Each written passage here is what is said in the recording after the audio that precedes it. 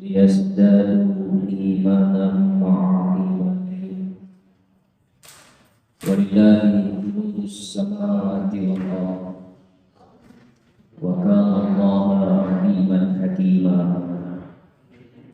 أشهد أن لا إله إلا الله القوي المبين وأشهد أن محمدا عبده ورسوله اللهم صل وسلم على سيدنا محمد وعلى آله وصحبه أجمعين سبحانك لا علم لنا إلا ما علمتنا إنك أنت العليم الحكيم رب اشرح لي صدري ويسر لي أمري واحلل عقدة من لساني يفقهوا قولي Rabbi zidni ilma warzuqni fahma amin ya rabbal alamin.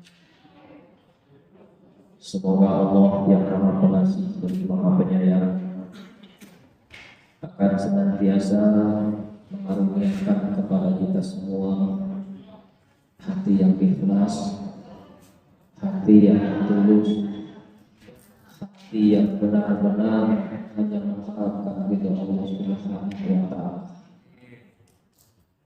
Karena meskipun kita memiliki harta, pangkat, jabatan, kedudukan, jikalau di antara hidupnya tidak ada ridho Allah, maka sesungguhnya dia tidak memiliki apa. Sebaliknya ada orang yang tidak punya harta, tidak punya pangkat, tidak punya kedudukan, atau mungkin dia sering dihina, direndahkan, bahkan dianggap tidak ada. Jikalau di antara hidupnya ada ridho Allah, maka sesungguhnya dia memiliki segala-galanya. Mengangkat derajat bukan harta, bukan gelar, bukan pangkat, bukan kedudukan. Inna akramakum indallahi atqakum. Sesungguhnya Allah memuliakan di antara kalian siapa yang paling dekat dengan Allah. Beriring salam kepada baginda besar Muhammad sallallahu alaihi wasallam, kepada keluarga, sahabat, begitu juga pengikutnya yang setia. Mudah-mudahan diri-diri ini akan diberikan syafaat melalui baginda Muhammad sallallahu alaihi wasallam, dan kita yang hadir di sini dan keluarganya insyaallah akan diakui sebagai umatnya Nabi Muhammad sallallahu alaihi wasallam. Segala puji bagi Allah, kita sedang berada di Masjid Haji Syamsul Bahri Umar, Polres Mabes. Yang saya hormati Bapak Kapolres Tabes Palembang, Kombes Pol Muhammad Najib, Sarjana Ilmu Kepolisian, Master Magister Hukum. Yang saya hormati Bapak Kabak SDM Polrestabes Palembang, yaitu Komisaris Polisi Muhammad Adil, Sarjana Hukum, Master Officer. Kemudian para perwira dan seluruh anggota Polri dan PNS Polrestabes yang insya Allah akan dimuliakan. Bapak-bapak, ibu-ibu yang saya hormati, ada sebuah kalam dari Syekh Ibnu Athaillah As-Sakandari dalam sebuah kitab Al-Hikam. Ijtihadika fima tuminallah wa tafsiru fima tuliba minka dalilun ala timasi basirati minka. Kesungguhanmu untuk menuntut apa yang sudah dijamin oleh Allah, sementara yang engkau tuntut itu telah diberikan oleh Allah jaminan maka sesungguhnya kita tergolong orang yang buta mata hati. Menempuh sesuatu yang sudah dijamin oleh Allah itu membuktikan bahwa buta mata hati kita. Konsep kita hidup di dunia ini adalah wa ma khalaqtul jinna wal insa illa liya'budun.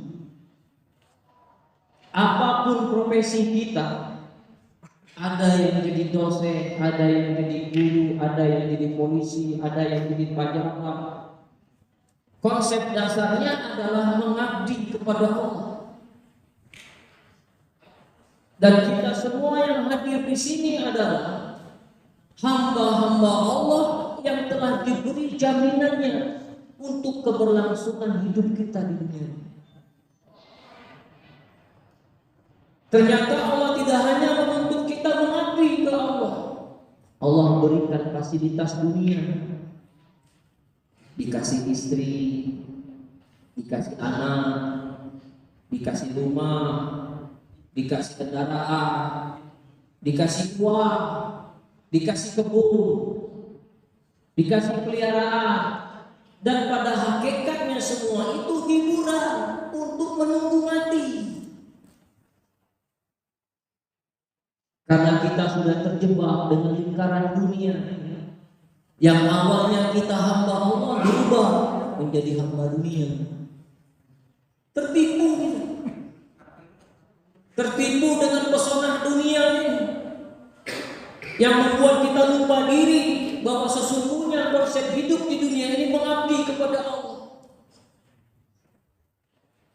Dan setiap manusia yang ada di dunia ini, makhluk apapun yang Allah ciptakan ini, banyak diberi nikmat oleh Allah. Tapi sedikit orang yang menjadi ahli syukur di dalam nikmat itu. Kita dikasih oleh Allah harta banyak, uang banyak, uang yang banyak, harta yang banyak yang sedang Allah berikan kepada kita. Nikmat itu belum jadi kalau harta itu belum kita syukuri dengan sedekah. Yang punya ilmu itu nikmat dari Allah, belum jadi di hadapan Allah kalau ilmunya itu belum jadi manfaat bagi orang. Yang punya jabatan juga sama, belum jadi jabatannya itu di sisi Allah kalau jabatannya belum bisa menjadi manfaat bagi orang banyak. Jadi nikmat itu belum jadi di hadapan Allah, belum tentu diridhoi oleh Allah kalau nikmat itu tidak kita pandai syukuri. Maka yang dijamin oleh Allah itu rezeki. Banyak pengangguran atau banyak orang kerja? Banyak pengangguran atau banyak orang kerja? Pengangguran. Yang pengangguran masih makan? Yang pengangguran masih ganti pakaian? Yang pengangguran di dalam dompetnya masih punya uang? Masih. Dijamin oleh Allah. Jangankan kita lahir ke dunia ini, di dalam perut ibu pun kita tetap dijamin rezekinya. Dan kita tidak pernah berpikir bagaimana di dalam perut ibu kita bisa makan, bagaimana vitamin kita, bagaimana protein kita, bagaimana karbohidrat kita, bagaimana Allah menciptakan mata, telinga, seluruh anggota tubuh ini. Dan kita pun tidak pernah mengerti bagaimana cara kita meminta kepada Allah, dan kita pun tidak mengenal siapa Tuhan itu. Allah beri. Sampailah kita lahir ke dunia ini dalam keadaan telanjang dan tidak membawa apa-apa. Tugas kita hadir ke dunia ini agar kita bisa mati dalam keadaan husnul khatimah. Ini target. Jadi prestasi apapun yang kau bangun di dunia ini dengan puluhan tahun, habis tenaga kita, energi kita, pikiran kita hanya untuk membangun prestasi dunia. Kalau mati su'ul khotimah, lebih hina daripada binatang. Lebih hina daripada binatang. Binatang yang paling hina di dunia ini, babi. Dari ujung rambut, ujung kepala sampai ujung kaki haram. Tapi babi itu ketika mati tidak dihisap. Walaupun dia binatang yang paling hina, dari kepala sampai kaki itu haram, begitu mati tidak dihisap. Tapi kita manusia ketika mati dalam keadaan su'ul khotimah, lebih hina daripada binatang itu. Rugi. Ayo sekarang kalau kita punya kekuatan, kalau kita punya ilmu, kalau punya harta, punya pangkat jabatan, manfaatkan itu semua agar bisa menjadi sarana kita mendekat ke Allah, bukan makin jauh ke Allah. Karena banyak ada orang yang dititipkan harta lupa dengan Allah. Ada orang yang dititipkan ilmu tinggi lupa sama Allah, merasa dia lebih pintar daripada orang lain, merasa alim, merasa tahu, merasa soleh. Yang punya pangkat jabatan tinggi merasa dirinya punya kekuasaan, lupa dengan konsep dasar kita, sarana itu untuk mendekat ke Allah. Nah, jadi jangan tertipu. Jangan tertipu. Allah itu memuliakan kita cuma dua. Satu, karena dikasih casing. Kedua, karena ditutupi aib. Kenapa pejabat itu nampak tinggi derajatnya? Karena Allah kasih casing. Kalau casing itu dicabut oleh Allah, selesai, sama saja seperti itu. Kenapa ulama-ulama itu nampak mulia? Karena aibnya ditutup oleh Allah. Kalau aib dibuka, bubar majelis. Nah, hati-hati, casing itu titipan. Bersyukur kalau aib kita tidak dibuka oleh Allah. Kalau ada orang yang menghina kita, sesungguhnya penghinaan orang terhadap diri kita itu lebih sederhana dibandingkan kehinaan kita yang sebenarnya. Maka banyak-banyak puji Allah karena aib kita sedang ditutup. Maka banyak-banyaklah kita memuji Allah karena Allah sedang kasih kita casing. Maka mawas dirilah kita yang dijamin oleh Allah rezeki. Wa ma min dabbatin fil ardi illa Allah rizquha. Tidak ada makhluk melata di muka bumi melainkan Allah menjamin rezeki. Jujur, tidak jujur, tetap dijamin rezeki. Pilih mana, mau jujur atau tidak jujur? Jawab, Pak.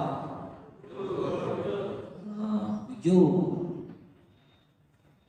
Orang jujur dijamin, orang tidak jujur dijamin lebih baik jujur. Ada harta yang Allah beri diridhoi. Ada yang Allah beri harta tidak diridhoi. Maka kita berusaha keras agar kita bisa mencari rezeki itu dari cara yang benar. Tidak apa-apa kita buntu sepanjang, yang penting Allah ridho. Daripada banyak harta Allah murka sama kita. Dan tidak akan pernah bahagia kita dengan fasilitas dunia yang Allah berikan kepada kita. Meskipun kita punya rumah seperti istana, meskipun kita punya mobil yang begitu canggih, meskipun kita punya harta yang berlimpah, itu semua tidak akan pernah bisa membahagiakan hati kita. Sesuatu yang nyata tidak akan pernah bisa membahagiakan sesuatu yang batin. Katakan kita punya mobil Alphard harganya 5 miliar. Duduk di dalam mobil Alphard itu, nyaman kita di dalamnya. AC-nya dingin, fiturnya lengkap, interiornya istimewa. Duduk di sofa yang empuk. Yang bahagia itu bukan hati. Yang bahagia itu hanya bahagia yang fata morgana, bahagia yang sementara. Yang bisa merasakan nikmat itu cuma zahir, tapi hati kita belum tentu bahagia. Jadi bagaimana supaya hati bahagia? Bahagiakan hati kita dengan sesuatu yang batin pula. Apa itu? Ikhlas. Apa itu? Berbaik sangka. Apa itu? Suka membantu orang. Apa itu? Ridho. Itulah yang membuat kita bahagia. Karena tidak jarang ada orang di luar sana punya harta banyak, hati tidak bahagia.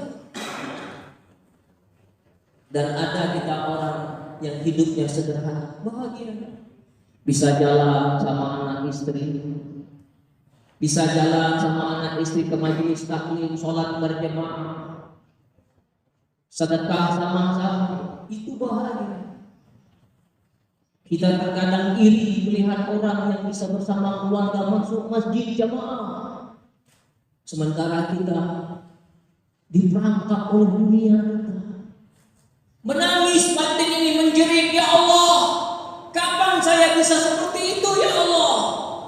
Meskipun kau duduk di dalam mobil Alphard yang mahal, meskipun kau punya harta yang banyak, pangkat tinggi, tapi kebahagiaan yang hakiki tidak kita miliki.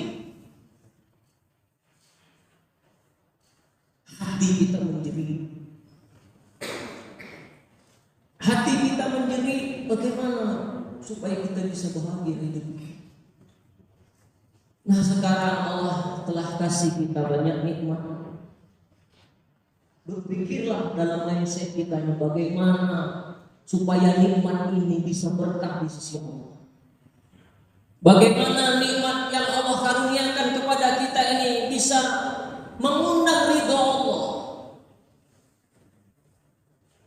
Tidak usah cari uang dengan cara yang tidak betul. Maka kata Nabi, kullu jismin tamata suhti bannaru awlani. Tubuh yang tumbuh dari harta haram, neraka tempatnya. Jangan heran kalau anak kita melawan sama kita. Jangan heran kalau istri kita melawan sama kita. Perhatikan kau beri apa kepada keluarga kita. Kau kasih makan apa itu anak istrimu sehingga hati istrimu keras, sehingga anakmu menjadi durhaka. Kita yang belum pandai mencari nafkah yang halal di dalamnya. Dan semuanya akan diminta pertanggungjawaban nanti dia. Semoga apa yang disampaikan ini bisa menjadi bahan renungan, minimal adorila. Hati-hati dan tidak bahagia kita memakan barang yang tidak hak kita.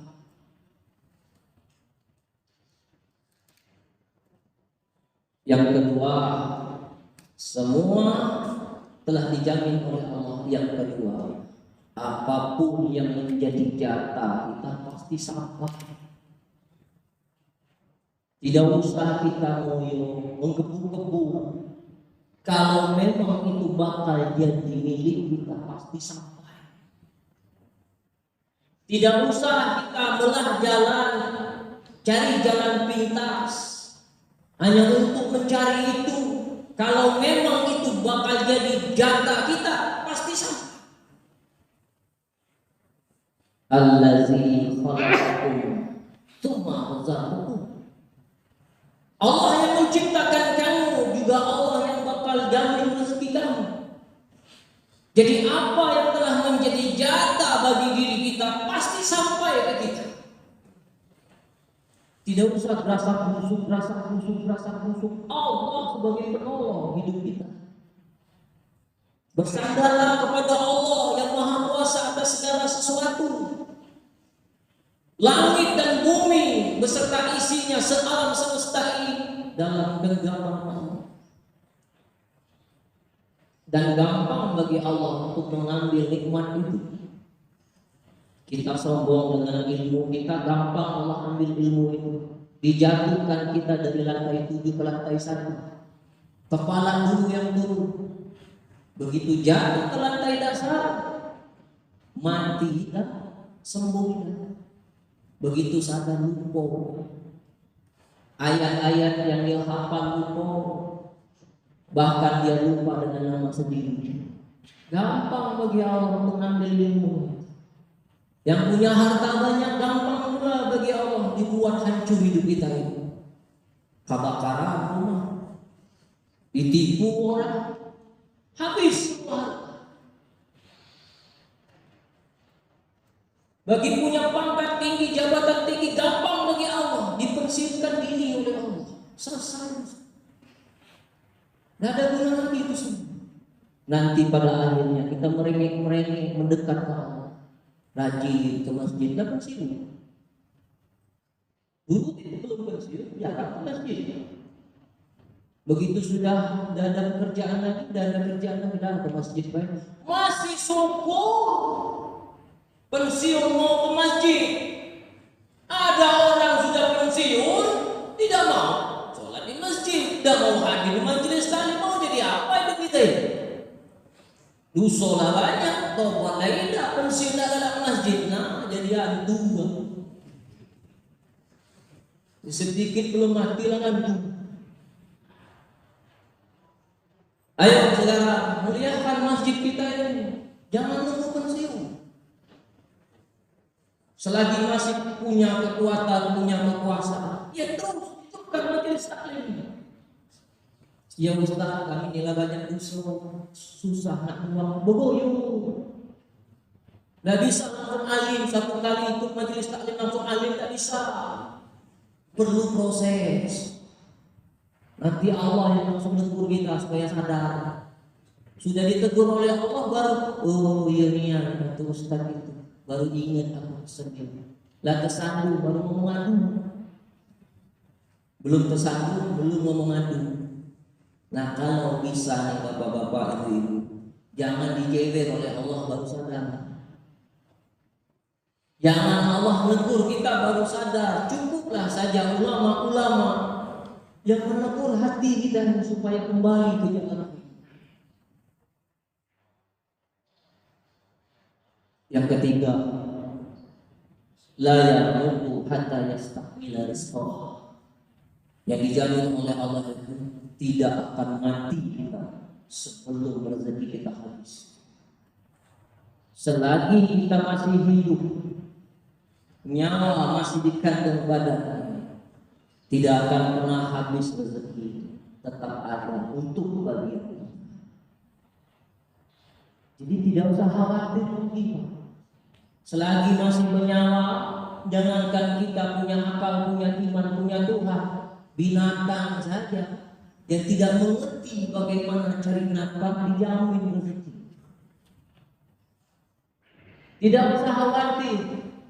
Selagi kita masih hidup, kita mau bertuhankan Allah, ada saja jalan. Wa may yattaqillah yaj'al makhraja wa yarzuqhu min haitsu la yahtasib. Wa may yatawakkal 'ala Allah fa huwa hasbuh. Barang siapa yang takut kepada Allah, maka Allah akan beri jalan keluar bagi dirinya. Dan Allah akan memberikan rezeki yang tiada disangka-sangka dari segala arah. Barang siapa yang menyerahkan dirinya hanya kepada Allah, maka Allah akan mencukupi kebutuhan.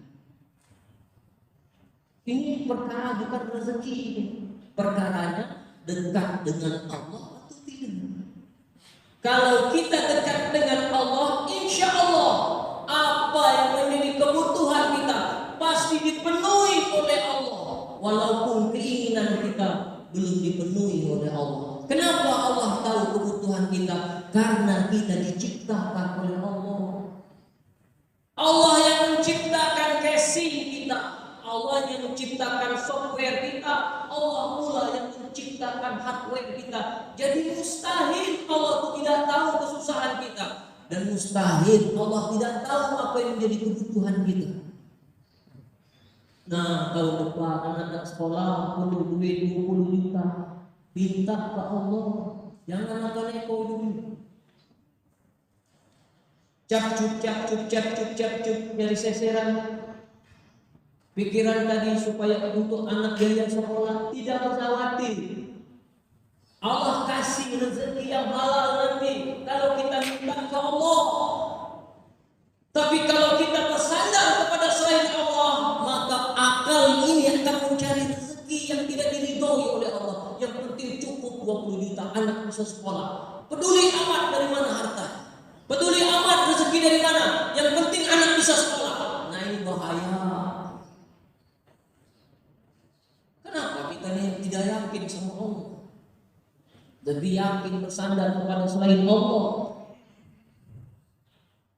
Ubah mindset itu. Jangan lagi bersandar kepada makhluk. Bersandarlah kepada Allah. Dan Allah itu ngasih rezeki lengkap. Allah juga akan mendatangkan asbab rezeki itu datang. Tidak usah kau tanya dari mana rezeki itu. Allah lebih tahu. Mungkin kepahitan yang sedang kita alami pada saat ini ada pertolongan dari Allah. Makan gaji wae, ceseran kaki, sabar. Dosa ngarep-ngarep dengan sesuatu yang bukan hak kita. Tidak usah suka dengan hak orang lain, milik orang lain. Dan jangan mencari sesuatu yang bukan takdir kita. Maka Sayyidina Ali mengajarkan doa kepada kita supaya kita ini tidak suka dengan takdir orang lain, tapi mensyukuri takdir kita. Apa doa? Allahumma syir qalbi amma soroftahu anni. Ya Allah, palingkan hatiku dari sesuatu yang bukan takdir. Kalau takdir kita hidup miskin, hidup sederhana, jangan kau menginginkan takdir jadi orang kaya, stres hidup kita. Saya berdiri di sini bukan karena saya pintar. Saya bisa memberikan petuah-petuah ini kepada bapak-bapak, ibu-ibu. Bukan saya ini lebih tahu daripada bapak ibu. Saya yakin yang duduk-duduk di sini banyak yang lebih pintar daripada saya. Banyak yang lebih tahu tentang agama. Tapi bapak ibu walaupun pintar tidak bisa melawan takdir yang berdiri di sini. Walaupun pintar, sami'na wa ata'na, dengar dan taat. Jadi bapak ibu tidak bisa merubah takdir untuk menggantikan saya berdiri di sini. Karena takdir yang membawa saya ke sini diundang oleh Pak Agus, sehingga hari ini saya bisa hadir di sini. Kalau disuruh Pak Agus itu ceramah, mungkin lebih bagus ceramahnya Pak Agus itu. Mungkin lebih mendasar dan lebih menghayati dibandingkan saya. Maka tidak bisa kita melawan takdir. Maka pertemuan kita ini tidak ada yang kebetulan. Pertemuan kita ini sudah diatur oleh Allah sedemikian rupa supaya kita bisa mendengar apa yang akan disampaikan, sehingga bisa membuat diri kita lebih baik hidupnya. Apa yang harus kita tuntut? Bukan rezeki, tapi kita harus melaksanakan apa yang Allah tuntut kepada kita. Apa yang Allah tuntut kepada kita? Tobat. Apa arti amal banyak tapi dosa tidak diampuni? Biar sedikit amal tapi dosa-dosa kita diampuni, jauh lebih mulia daripada banyak amal tapi dosa tidak diampuni.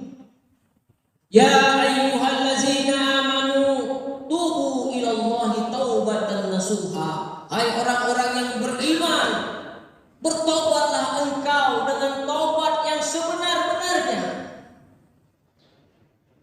Kenapa hati kita ini keras? Kenapa hati kita ini tidak nyaman dan tidak tentram? Karena tertutup oleh dosa. Kalau bapak-bapak, ibu-ibu naik mobil, mobilnya berlumpur dan berdebu, fokus ke jalan atau fokus ke kaca?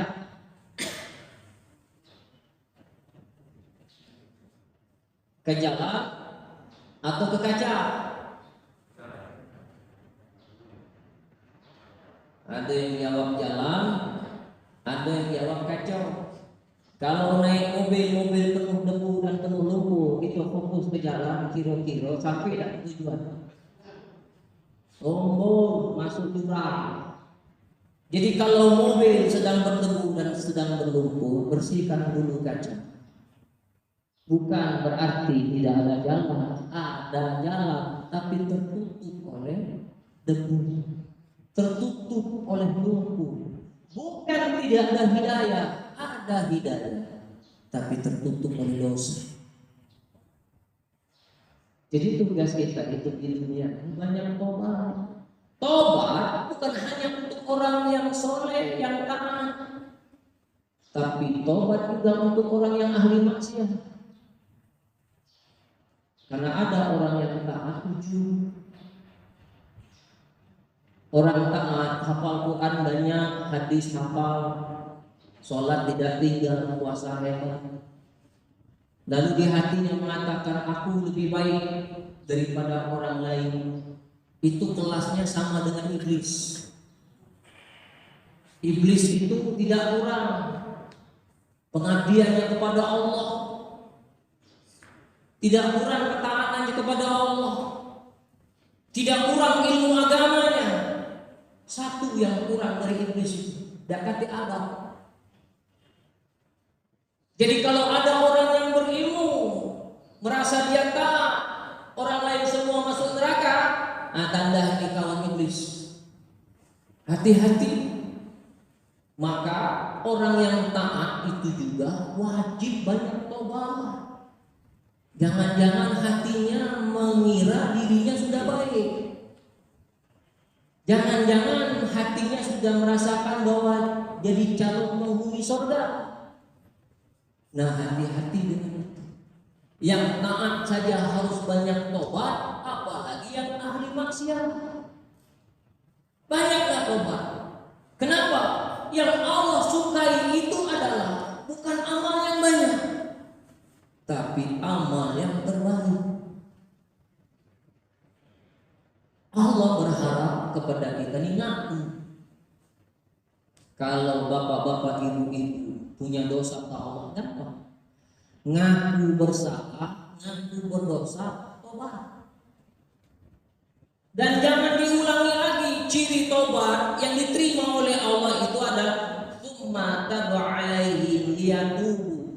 Kemudian kami terima tobatnya, yang mereka tetap dalam tobatnya. Jangan tobat kuman, hari tobat, besok kuman, hari ini jadi malaikat, besok jadi setan. Berwajah dua kali. Dan Allah benci sama orang yang pelin-pelan dan jelas ini tobatnya. Ayolah, tobat yang sungguh-sungguhlah. Perbaiki diri kita supaya diridhoi dan dicintai oleh Allah. Nikmat bagi hidup bersama Allah. Coba tanya pada diri kita, sudah bahagia belum dengan keadaan seperti ini? Jangan-jangan belum ada yang bahagia di hati. Masih tidak nyaman, banyak korban. Kita masih bergelimangan dosa, bergelimang maksiat, aib. Kapan lagi Pak kita mau bahagia di dunia? Tobat. Cukup dengan tobat. Nah, diiringi dengan takwa, diiringi dengan ibadah-ibadah yang baik, amalan-amalan soleh yang cukup. Setidak-tidaknya jangan tinggalkan sholat minimal. Tapi Pak Ustaz, saya sering buat maksiat sholat. Tapi Pak Ustaz, saya sering nipu sholat. Tapi Pak Ustaz, saya sering zina, sholat. Pak Ustaz, saya sering membicarakan keburukan orang lain, sholat. Tidak mungkin Pak kita terus-menerus berbuat demikian, karena perbuatan itu pasti ada ujungnya. Ada kala kita sedang waras, hati sedang tenang, waktu sholat kita dinasehati oleh diri kita sendiri. Hai fulan bin fulan, kau sholat tapi maksiat. Hai fulan bin fulan, kau sholat tapi kau berbuat dosa. Hai fulan bin fulan, kau sholat tapi ghibah. Hai fulan bin fulan, kau sholat tapi nipu. Gelisah hidupnya, makan tak kenyang, tidur tak nyenyak. Itu tanda bahwa kita sedang diketuk hatinya oleh Allah untuk kembali ke jalan Allah. Akhirnya rajin ke masjid, akhirnya datang ke majelis taklim, ingin tobat ke Allah supaya hidupnya tenang. Memang benar sholat itu mencegah diri dari perbuatan keji dan munkar. Aqimis sholat, inna sholata tanha anil fahsya'i wal munkar. Sesungguhnya sholat itu mencegah diri dari perbuatan keji dan munkar. Nah, jadi jangan bosan sholat, terus saja walaupun masih berdosa. Nanti sholat itulah yang akan menghakimi kita. Coba saja. Insya Allah kita akan diberikan oleh Allah. Nah, yang terakhir adalah istiqomah. Tobat banyak orang, ibadah banyak orang, tapi yang istiqomah dalam tobatnya, istiqomah dalam takwanya sedikit. Innal ladzina qalu rabbuna Allah tsumma istaqamu tatanazzalu 'alaihim malaikatu alla takhafu wa la tahzanu wa abshiru bil jannati allati kuntum tu'adun. Apa kata Allah? Sesungguhnya mereka mengatakan Tuhan kami Allah, bukan pangkat Tuhan kita, bukan harta Tuhan kita, bukan popularitas Tuhan kita, tapi Tuhan kita Allah. Kemudian dia berpegang teguh kepadanya. Lalu Allah turunkan malaikat lalu mengatakan Allah takhafu, jangan takut dalam urusan dunia. Wala tahzanu, jangan kau bersedih dari apa yang luput darimu. Sesungguhnya Allah mempersiapkan surga bagimu sesuai dengan apa yang Allah janjikan kepadamu. Jadi hati ini walau tubuh kita di dunia, tapi hati kita tetap ke Allah.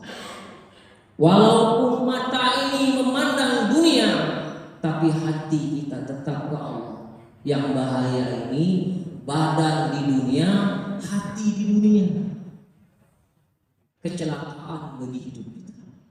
Yang benar biarkan badan ada di dunia, tapi hati tetap ke Allah. Mudah-mudahan kita yang hadir di sini diberikan oleh Allah hidayah, petunjuk. Walaupun mungkin hidayahnya tidak cash, sedikit-sedikit Allah kasih. Mudah-mudahan nanti menjelang kematian kita dihapuskan dosa kita dan tobat kita diterima oleh Allah Subhanahu wa taala. Kullu abani adama khata'u fa khairu khata'in at-tawwabun.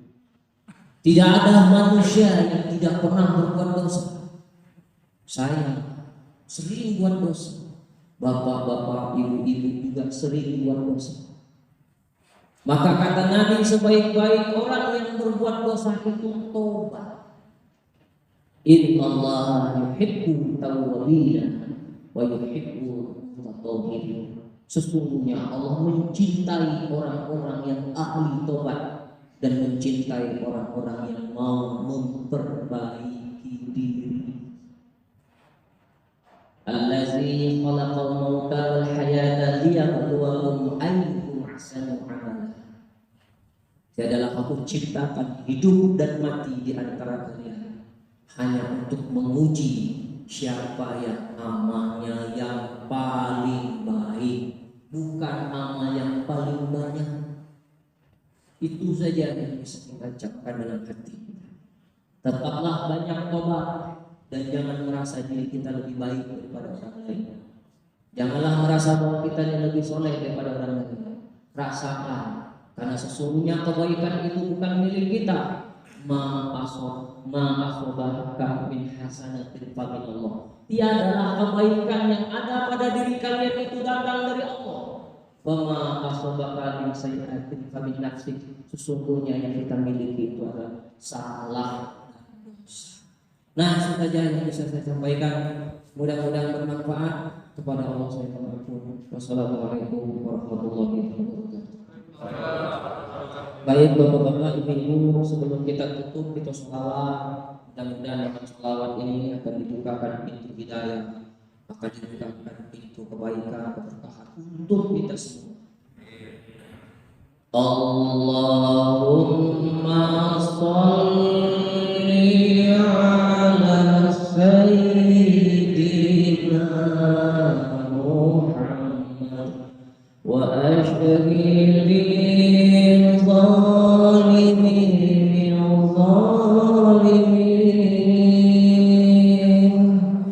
wa akhrijna min bainihim salimin wa ala alihi wa sahbihi ajma'in. Allahumma sholli ala sayyidina Muhammad wa ashghilil zalimin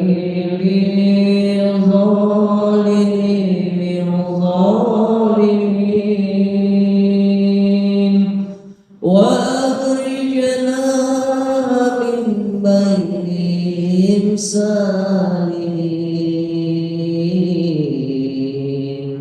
wa ala alihi wa sahbihi ajma'in. Sallallahu rabbuna ala nuril mubin Ahmad Mustafa Sayyidil mursalin wa ala alihi wa sahbihi ajma'in wa ala alihi wa sahbihi ajma'in. Allahumma sholli ala sayyidina Muhammad wa ashghilil zalimin wa akhrijna min bainihim salimin wa ala alihi wa sahbihi ajma'in. Ya Allah ya Tuhan kami, alangkah indahnya andai kata umur yang tersisa dipenuhi dengan kasih sayang Allah. Alangkah indahnya andai kata sisa umur ini kita menjadi orang yang ahli sujud, yang selalu rindu bersujud kepada Allah. Alangkah beruntungnya andai kata lisan kita ini selalu basah menyebut nama Allah. Alangkah bahagianya andai kata hati kita ini penuh dengan keikhlasan. Apapun yang kita lakukan hanya Allah saja yang kita tuju. Hari-hari yang kita jalani selalu bersemangat untuk memperbaiki diri agar dicintai oleh Allah. Hari-hari yang tersisa selalu mempersembahkan yang terbaik agar bisa menjadi bekal pulang. Ya Allah, alangkah indahnya andai kata malaikat maut kelak menjemput. Air mata kita sedang menetes merindukan Allah. Bahkan keringat kita sedang bersimbah di jalan Allah. Alangkah indahnya andai kata malaikat mau kelak menjemput. Tubuh ini telah bersih dari dosa. Tidak ada harta haram yang melekat pada tubuh ini. Orang-orang yang pernah kami sakiti sudah pernah mau memaafkan kami. Ya Allah, inilah hamba-hambamu yang berlumur dosa, bergelimang maksiat. Kini memohon kepadamu, wahai yang maha mendengar. Betapapun kami tidak dapat melihatmu, tapi bukankah engkau sedang menatap kami, ya Allah? Karuniakan kepada kami semua ampunanmu, ya Allah. Allahumma inna nas'aluka tawbatan nasuha, ya Allah, wa tawbatan qabla al-maut, wa rahmatan 'inda al-maut, wa maghfiratan ba'da al-maut. Allahumma hawwin 'alaina fi sakaratil maut wa najata minan nar wa huwa al-hisab. Ya Allah, tidak akan pernah kami berhenti mendoakan kedua orang tua kami yang telah membesarkan kami dengan darah keringat mereka, membanting tulang pagi dan petang demi kami, ya Allah. Bahkan ada orang tua yang mendekati neraka karena berjuang hanya untuk menghidupi kami, ya Allah. Angkat derajat ibu bapak kami yang selalu direndahkan, muliakan selalu dihina, bahagiakan yang selalu dilumpuh kesusahan. Bayarkan orang tua yang dihimpit buta, sembuhkan orang tua yang saat ini sedang terbaring sakit. Engkau yang maha tahu sisa umur mereka. Andai engkau wafatkan mereka, wafatkan dalam keadaan husnul khatimah, ketika hatinya telah memaafkan kami, ketika hatinya telah ridho kepada kami. Ya Allah, jangan kau jadikan dunia ini menipu kami, memperbudak kami dan menyilaukan mata hati kami. Ya Allah, lindungi kami dari niat yang salah, lindungi kami dari ilmu yang salah, lindungi kami dari amal yang salah. Ya Allah, selamatkan hamba-hambamu yang berbuat baik kepada kami, juga selamatkan kaum muslimin yang selama ini pernah kami sakiti. Buatlah hatinya ridho dan mau memaafkan kami. Selamatkan kaum muslimin yang selama ini pernah menyakiti kami, ya Allah. Golongkan kami menjadi orang yang pemaaf, yang tulus. Ya Allah, ya Tuhan kami, karuniakan kepada kami pemimpin-pemimpin yang adil, pemimpin-pemimpin yang mencintai-Mu, pemimpin-pemimpin yang mencintai hamba-Mu. Ya Allah, ya Tuhan kami, karuniakan kepada kami anak yang soleh dan solehah. Jangan Kau karuniakan kepada kami anak yang durhaka sekecil apapun. Ya Allah, lindungilah anak dan keturunan kami dari fitnah zaman, fitnah kubur, fitnah dunia dan fitnah akhirat. Lindungilah anak dan keturunan kami dari perilaku-perilaku haram. Lindungilah anak dan keturunan kami dari barang-barang haram. Ya Allah, Engkaulah yang menguasai mereka. Lindungi mereka, ya Allah. Sayangi mereka, ya Allah. Jadikan mereka ini sebagai kebanggaan bagi diri kami di dunia maupun di akhirat. Rabbana zalamna anfusana wa illam taghfir lana wa tarhamna lanakunanna minal khasirin. Rabbana hab lana min azwajina wa dhurriyyatina qurrata a'yun waj'alna lil muttaqina imama. Rabbana hab lana min ladunka dzurriyyatan thayyibatan innaka sami'ud du'a. Rabbana la tuzigh qulubana ba'da idh hadaytana wa hab lana min ladunka rahmah innaka antal wahhab.